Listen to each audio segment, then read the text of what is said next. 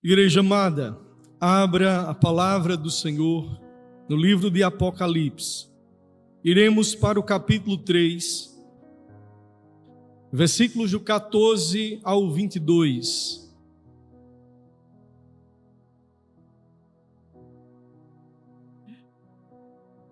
E essa é a palavra do Senhor para as nossas vidas nesta noite e para a edificação de sua igreja. Apocalipse, capítulo 3, versículos do 14 ao 22.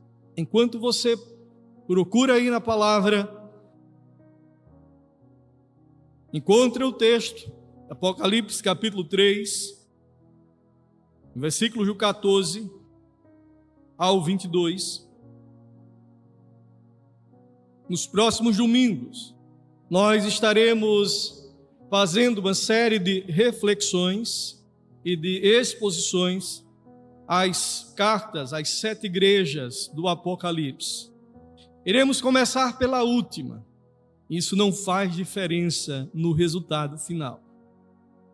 E hoje, iniciando essa série de exposições, nós iremos refletir na mensagem que o Senhor deu à igreja em Laodiceia.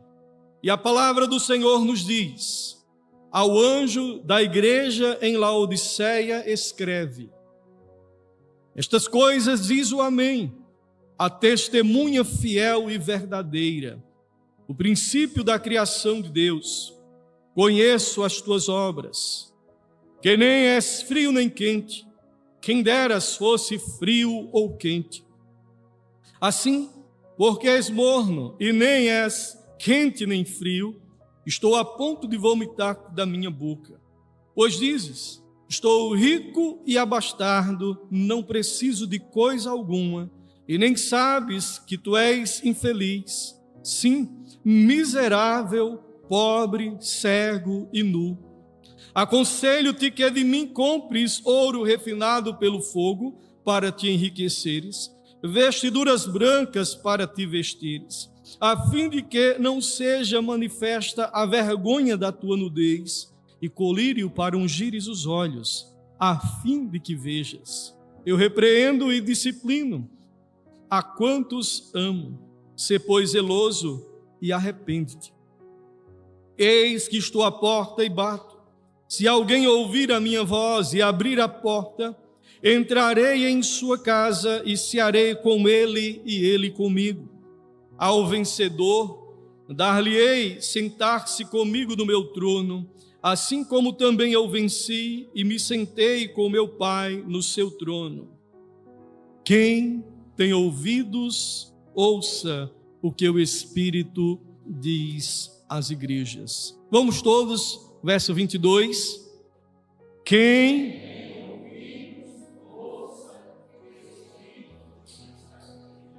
Esse aqui é um versículo muito fácil. Sem olhar para a Bíblia, vamos juntos? Quem?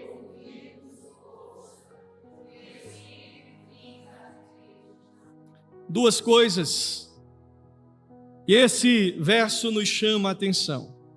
Primeiro, além dele dizer que somos chamados a ouvir, quem tem ouvidos, ouça. Agora, o segundo momento é: você tem ouvido a quem? O texto nos chama a ouvir o que o Espírito diz às igrejas. A nossa jornada nesses próximos domingos é exatamente expor as cartas às igrejas. E aqui no capítulo 2 até o capítulo 3, nós encontramos, então, nesses 2 capítulos, as cartas do Senhor à sua igreja. E para você não se assustar por ser o livro de Apocalipse, eu quero que você olhe para esse texto e entenda a relação de Deus com a sua igreja. É sobre isso que as 7 cartas, as 7 igrejas do Apocalipse fala, de forma simples, objetiva. ele vai apresentar-se à sua igreja. Por isso ele começa sempre dizendo: estas coisas diz. Quem está falando à igreja? É o Senhor da igreja. Quando ele se apresenta, ele mostra que conhece a igreja, e aí ele dá um diagnóstico nesta saudação, traz uma solução para o problema, se existir, traz uma exortação e nessa a solução para a igreja, assim trazendo no final uma promessa a todas elas. Em especial a igreja em Laodiceia, essa carta que estamos tratando nesta noite, o Senhor da igreja, ele escreve a uma igreja que se encontrava na cidade de Laodiceia.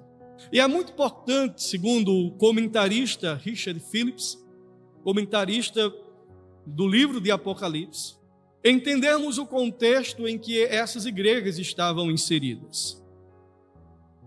Hoje, devido às tecnologias, podemos visitar estes lugares. Pelo menos, todas as igrejas, as 7 igrejas, elas se encontram na Ásia Menor, aqui na atual Turquia. E lá se encontram as ruínas desta cidade de Laodiceia. Era uma cidade muito importante comercialmente, porque ficava na confluência de grandes estradas, tornando-se uma cidade comercialmente rica. Era uma cidade onde os oficiais de alta patente, os oficiais romanos, eles moravam. E era uma cidade privilegiada. Tinha uma indústria, naquela época, de tapetes, tecido de lã. E então, a lã negra, a moda daquela época, toda ela, o mundo da moda, pertencia a Laodiceia, aquela cidade. Também ali naquela cidade se encontrava uma escola de medicina. Para a época, ali se encontrava tudo o que havia de moderno. Tanto tratava de questões auditivas como oculares, trazendo ali um colírio. Fabricavam também naquela cidade, por ser detentora de grande riqueza material, a igreja daquela cidade também era uma igreja privilegiada. No entanto, aquele povo que estava num ambiente completamente, totalmente propício, um ambiente saudável, um ambiente bem desenvolvido. Aquela igreja, ela perdeu a visão espiritual e perdeu a sua relação com o Senhor da igreja. A igreja de Laodiceia, ou aquele ambiente, retrata para nós uma igreja que estava muito feliz consigo mesma. Esqueceu da relação mais importante, da razão de ser, de viver para a glória de Deus. E aí, irmãos, o Senhor, visando recuperar a sua igreja, escreveu mostrando aquela igreja que conhecia e presenciava a ruína em que eles estavam e que estabelece uma relação com a igreja. E nessa noite nós vamos ver que tipo de relação é essa, porque Deus busca se relacionar com sua igreja. E podemos ver que tipo de relação é essa a partir de verdades tão conhecidas quanto negligenciadas ainda hoje. A primeira situação que vemos logo no verso 15, quando o Senhor, após falar quem estava se dirigindo à igreja, Ele que comprou a igreja pelo seu precioso sangue, a igreja que é a reunião dos eleitos, os escolhidos do Senhor, Ele começa a igreja de Laodiceia lembrando: conheço as tuas obras. Em outras palavras, ele estava dizendo: olha, não esqueçam, a nossa relação é próxima e clara. É tão próxima e clara que não podemos jamais ocultar-se da presença do Senhor, dos olhos do Senhor que repousam sobre maus e bons. Na onisciência de Deus, ele focaliza as condições espirituais, a fim de produzir naquela igreja uma nova condição de vida. Irmãos, quando nós olhamos o texto, o Senhor vai mostrar que Ele tem pleno conhecimento da sua igreja. É como olhar para o Salmo 139 e você ver o salmista ali tratando sobre a onisciência de Deus. E olhar e ver quão lindo aquele homem, claro, iluminado pelo Senhor. Como o salmista ele descreve a relação com o Senhor, ele diz: Senhor, tu me sondas e me conheces. Sabes quando me assento e quando me levanto. De longe penetras os meus pensamentos, esquadrinhas o meu andar e o meu deitar. Conhece todos os meus caminhos. Ainda a palavra não me chegou à língua, e tu, Senhor, já conheces toda. Para onde me ausentarei do teu espírito? Para onde fugirei da tua face? Se subo aos céus, lá estás. Se faço a minha cama no mais profundo abismo, lá estás também. Se tomo as asas da alvorada e me detenho no confins dos mares, ainda lá me haverá de guiar a tua mão e a tua destra me susterá. O que o Senhor estava dizendo àquela igreja: conheço-te. O mesmo Deus que falou à igreja em Laodiceia, o mesmo Deus que é retratado no Salmo 139, é o Deus que se faz presente nesta noite, neste lugar, com o seu povo, e conhece a sua vida. E então, o texto, ele vai dizer sobre este conhecimento que Deus tem de sua igreja, e que revela quem somos aos olhos de Deus. E aí, quando nós continuamos a leitura do texto, nós podemos ter uma leitura equivocada de nós mesmos.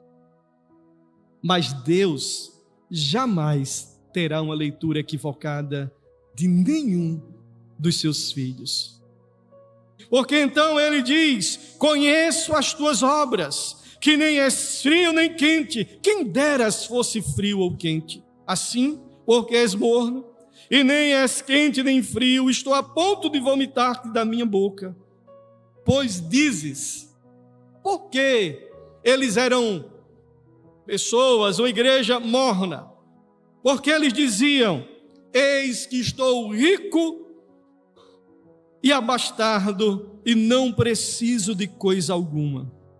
Nem sabes tu que tu és infeliz, sim, miserável, pobre, cego, nu. Veja que sobre a mesma pessoa ou sobre o mesmo objeto, nós temos dois pontos de vista completamente diferentes. A igreja que olhou para si estava tão satisfeita consigo mesma, as vidas que estavam tão cheias de si, que elas disseram: eis que estamos ricos e abastados. As demais cartas vão mostrar que a igreja era perseguida, que havia igreja como lá da de Esmirna, igreja pobre, que havia situações dificílimas dentro da igreja. Mas a igreja em Laodiceia não é falado aqui sobre falso ensino, não é falado aqui sobre apostasia, sobre pobreza, sobre perseguição, mas é falado sobre uma pessoa apática à presença de Deus. Estavam tão satisfeitos com o mundo e com as coisas deste mundo, e esqueceram de que ninguém pode servir a dois senhores, porque há de se devotar a um e terá um problema com o outro. Irmãos, é patente aos olhos do Senhor o que está por trás de um sorriso falso, de uma oração sem vida. Ele conhecia a igreja de Laodiceia e sabia que por trás daquela aparente felicidade, por trás daquela riqueza, da luxúria, estava uma igreja distante da verdadeira felicidade. Estava um povo que, pela sua suposta riqueza, estava ali diante de Deus revelando a sua profunda pobreza espiritual. Aqueles irmãos não eram hostis ao Evangelho, não. Eles não rejeitavam a fé. Não diz aqui sobre nada disso, mas não tinham zelo nem fervor. Eram nominais. Eram pessoas em que a religiosidade tomou o lugar do sagrado. Mas para que você possa entender que Deus não apenas falou dessa forma à igreja em Laodiceia, podemos perceber no capítulo 1 de Isaías que quando o povo de Israel levantava as mãos para os céus e clamava ao Senhor, ele disse que escondia deles o rosto, não ouvia as orações, porque eles queriam associar ao culto, tá certo? Vivendo uma vida imoral, distante do Senhor, vivendo uma vida dupla, eles viviam lá a vida comum diária, longe do Senhor, e chegavam no templo e queria que Deus aceitasse. Mas nós fomos feitos para o louvor e a glória de Deus. Nós fomos feitos para viver para a glória do Senhor. E a igreja de Laodiceia era uma igreja de aparência. Ela foi diagnosticada pelo próprio Senhor, que conhece a mente e o entendimento, que conhece as motivações. Irmãos, é o Senhor da igreja, aos olhos de Deus, Ele traz um diagnóstico preciso sobre a situação de nossas vidas.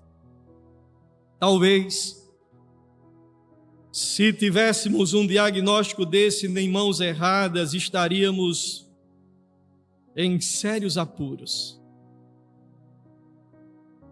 Mas esse diagnóstico, ele é dado por um Deus que olha para a nossa situação a fim de produzir uma nova vida, a fim de que vivamos de fato a vontade de Deus em nossos dias. Muitos estão vivendo a mesma situação dos crentes de Laodiceia. Tenhamos cuidado para não sermos vomitados da boca do Senhor. Percebam o verso 16. Deus está dando uma oportunidade. É como se Ele estivesse dizendo: vocês estão aqui fazendo o quê? Porque Deus, Ele tem uma relação clara com os seus. Ele não ignora um coração contrito e arrependido, pelo contrário, Ele não rejeita um coração contrito e arrependido. Quando olhamos, irmãos, o texto sagrado, nós observamos que Deus está dizendo à igreja que conhece o distanciamento deles, conhece que eles estão vivendo realmente tão satisfeitos com as coisas ao seu redor, e que a riqueza daquele povo estava em suas posses, estavam em sua sociedade, estavam no seu tempo, e que eles estavam perdendo a maior de todas as riquezas. Mas a relação de Deus com sua igreja, além de ser clara e verdadeira, além de ser, ela é uma relação que mostra que é amiga e verdadeira. Por quê? Porque no verso 18 ele diz: aconselho-te. Aconselho-te. Esse diagnóstico não está nas mãos de alguém que quer nos fazer mal. Mas o que Deus revela sobre quem somos diante dos olhos dele é para, de fato, tratar as nossas vidas e vivermos o melhor de Deus em nossos dias. Quando eu digo amiga e verdadeira esta relação, é porque Cristo havia diagnosticado a pobreza, a nudez, a cegueira espiritual daquela igreja, mas agora ele se coloca como aquele que tem a solução.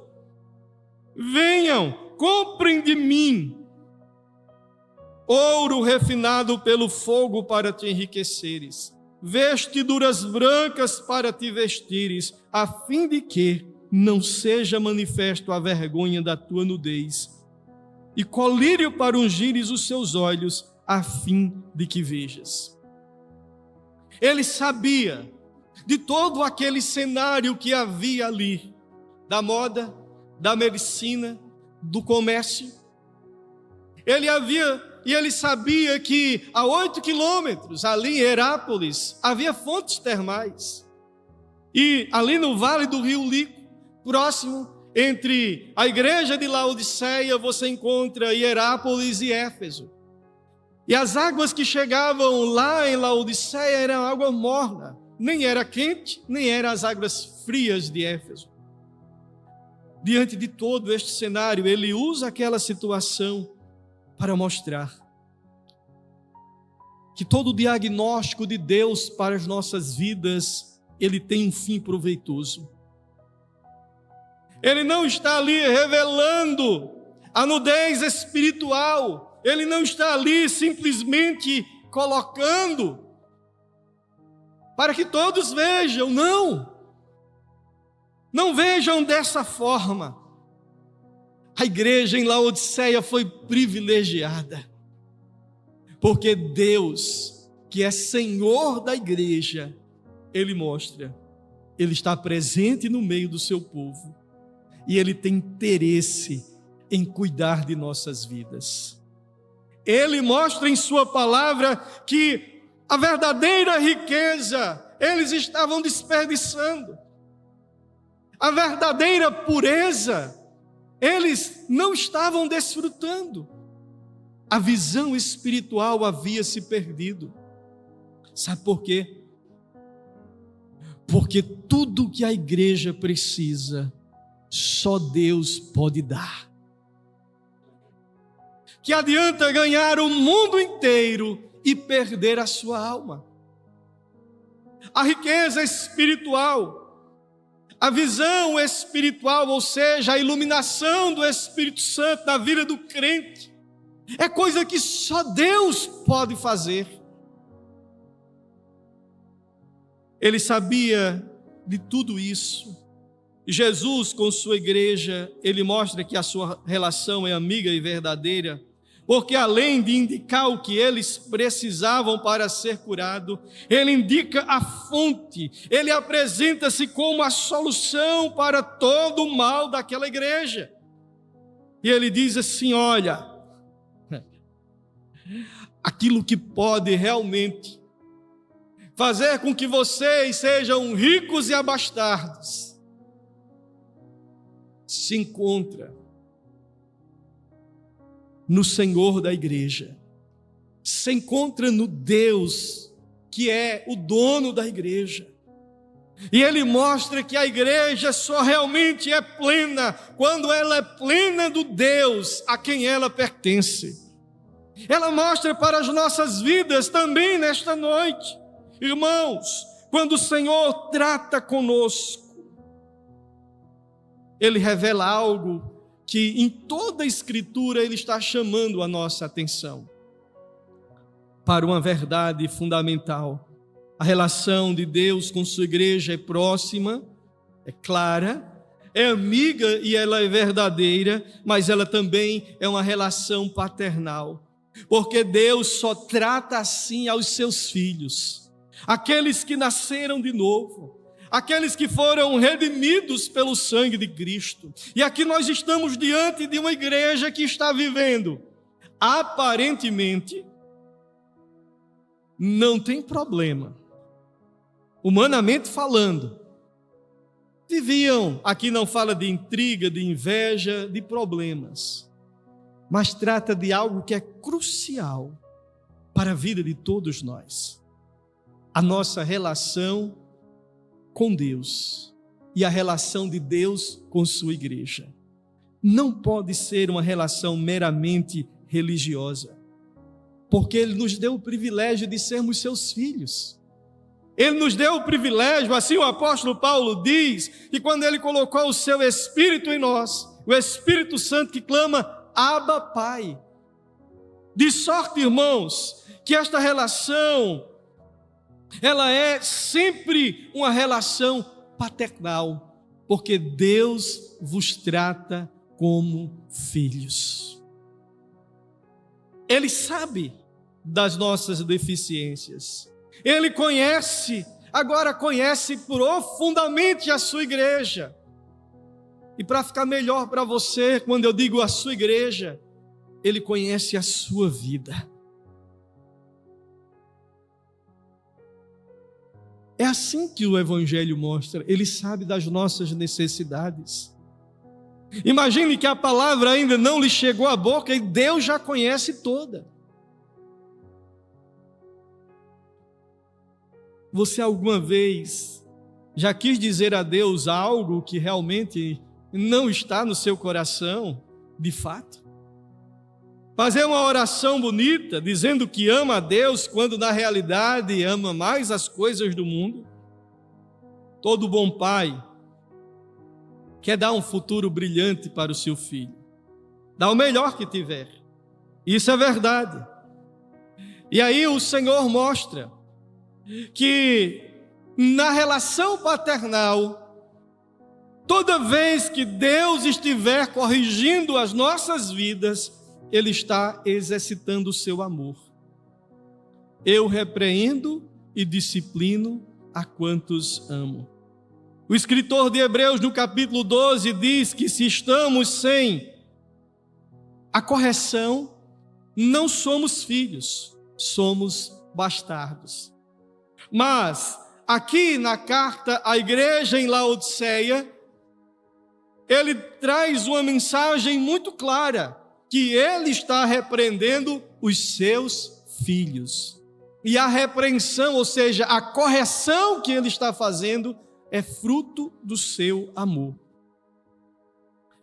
Então, toda vida que Deus lhe corrigir, lhe repreender, lembre-se, é amor em exercício.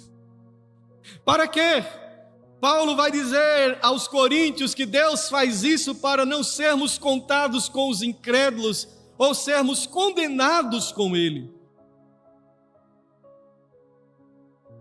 Tudo isso acontece, irmãos, quando olhamos para o texto. E aquela igreja poderia realmente desfrutar da verdadeira riqueza. Porque toda a relação que Deus tem com a sua igreja, ela tem um fim promissor. E quando olhamos as 7 cartas, Deus está dizendo através desta carta, quem somos aos olhos de Deus.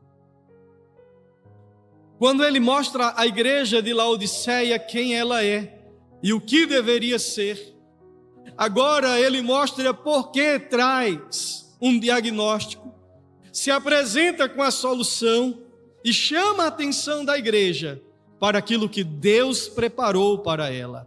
Isso é um fim promissor. Deus não apenas exige, mas Ele promete ao seu povo, Ele abre os olhos do seu povo para o privilégio, para a obra da redenção. E aqui Ele diz, toda a igreja é conclamada a observar quão grande promessa Cristo fez. E Ele diz, ao vencedor dar-lhe-ei sentar-se comigo no meu trono, assim como também eu venci e me sentei com meu Pai no seu trono. a ação de Deus sobre a sua igreja. Seja lá no deserto, seja lá no Egito, deserto, terra prometida, monarquia, seja até os confins da terra, continuam sendo a mesma. Toda a obra da redenção é exatamente que o Deus que nos escolheu nele antes da fundação do mundo, para sermos santos e irrepreensíveis perante Ele, Ele está nos conduzindo de volta para o lar, para a morada eterna, para estarmos eternamente com Ele. E por isso Ele faz essa grande promessa. Note que a promessa é para o vencedor. E quem são esses vencedores? Aquele que, arrependido da morbidão espiritual, admitindo Cristo como aquele que transforma a sua vida, abrindo-lhe então e entendendo a igreja do Senhor, verso 20, que nós somos chamados a desfrutar. E aqui ele usa uma linguagem muito importante: eis que estou à porta e bato. Se alguém ouvir a minha voz e abrir a porta, entrarei em sua casa, cearei com ele e ele comigo. Comentarista bíblico Christian Maker, falando sobre isso, ele fala sobre uma relação de comunhão. O povo estava tão conformado com este século que havia esquecido de uma relação tão promissora, tão maravilhosa, que Deus nos deu por meio de Cristo. O povo havia fechado o coração, não estavam mais tendo a comunhão devida com o Senhor. E Jesus então abre as cortinas novamente e lembra a igreja que a obra de redenção foi exatamente para que, justificados, pois, por meio da fé, tenhamos paz com Deus por meio de Cristo Jesus, nosso Senhor. A igreja que outrora estava morta, a ponto de ser vomitada da boca do Senhor, conscientiza-se de sua situação, muda de vida e recebe a maior de todas as promessas. Ela recebe a promessa de vida eterna. O estado da igreja de Laodiceia é o pior das 7 igrejas da Ásia. Contudo, a ela foi dada a mesma promessa de todas as outras: vida eterna com Deus. Eu queria que você observasse nesse texto algumas aplicações importantes para a nossa vida. Primeira, não importa a situação em que a igreja se encontre, a única solução para ela está em Cristo Jesus. Talvez você não vislumbre, e então olhe para a Laodiceia e pense historicamente naquela igreja. Irmãos, nós estamos vivendo assim como nos dias de Laodiceia.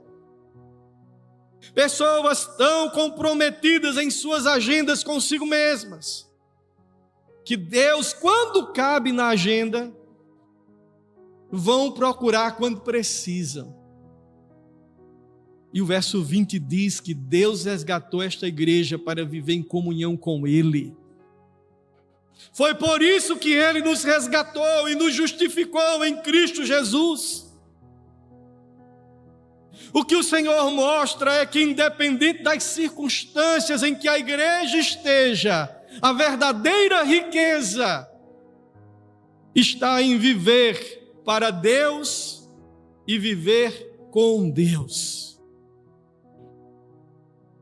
E Ele mostra que todas as nossas necessidades são supridas em Deus, porque seu dinheiro pode comprar muita coisa, mas não pode proteger a sua alma. Mas o povo de Deus, ele sabe, assim como estudamos nos Salmos, Ele guardará a tua alma. A igreja do Senhor, ela reconhece e vê, assim como aquelas igrejas da Ásia, que Deus, diferente dos tiranos, dos homens maus, Ele olha para a nossa situação, não para passar na cara, mas para mostrar que realmente Ele cuida de nós. E Ele de fato sabe o que mais necessitamos em nossas vidas. Eu não sei, irmãos, na sua agenda como anda a sua vida de devoção. Não é aqui na igreja. Não é o ajuntamento solene, que já é difícil, depois de pandemia piorou. Mas é sobre a concepção de quem é você aos olhos de Deus. Você vê que a igreja olha e diz: somos ricos e abastados. Pronto, essa é a sentença. Deus olha para essa mesma igreja e diz: vocês são pobres, miseráveis, cegos e nus. Quem somos aos olhos de Deus? Que concepções tão distintas, que você diz a Deus que Ele não saiba. Agora, esse texto nos chama a uma reflexão para que façamos uma leitura de nossas vidas a partir da palavra de Deus. Aí você vai entender. Você que talvez que diga assim: não, pastor, eu nem peco. Aí Deus tem que nos dar graça quando a gente conversa com um elemento desse. Se você olhar pela palavra e ler a sua vida pela palavra, você vai entender quem você é e o quanto você necessita da graça, da misericórdia, do amor, do cuidado de Deus. Igreja querida, há somente uma fonte, um lugar aonde nós encontramos uma promessa para essa vida e para a eternidade. E o Senhor da igreja está então, no verso 22, chamando a isso. Quem tem ouvidos, ouça. O quê? O que o Espírito diz às igrejas. Deus está dizendo à igreja de Laodiceia: quem são eles aos olhos de Deus? Quem somos nós aos olhos de Deus? Isso é importante, porque quando esse diagnóstico é feito, nós entendemos a forma de Deus trabalhar em nós, porque Ele está restaurando em nossas vidas a sua imagem e semelhança. Irmãos, concluindo, ao longo do que foi dito fica muito claro: Deus verdadeiramente conhece a sua igreja, conhece cada um dos seus filhos, trata a sua igreja de forma pacífica, através de sua palavra, através da correção, através do exercício da palavra, porque nós somos alvo do amor e da redenção que Cristo concede à igreja. Porque nós somos alvos do amor de Deus e da obra da redenção realizada em Cristo Jesus. Veja, aquilo que o Senhor disse à igreja,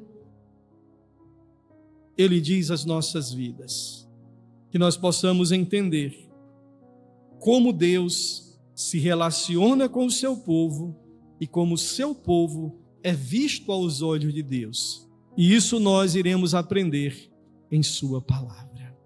Eu convido você a um momento de oração, enquanto o grupo de louvor está aqui, entoando um cântico,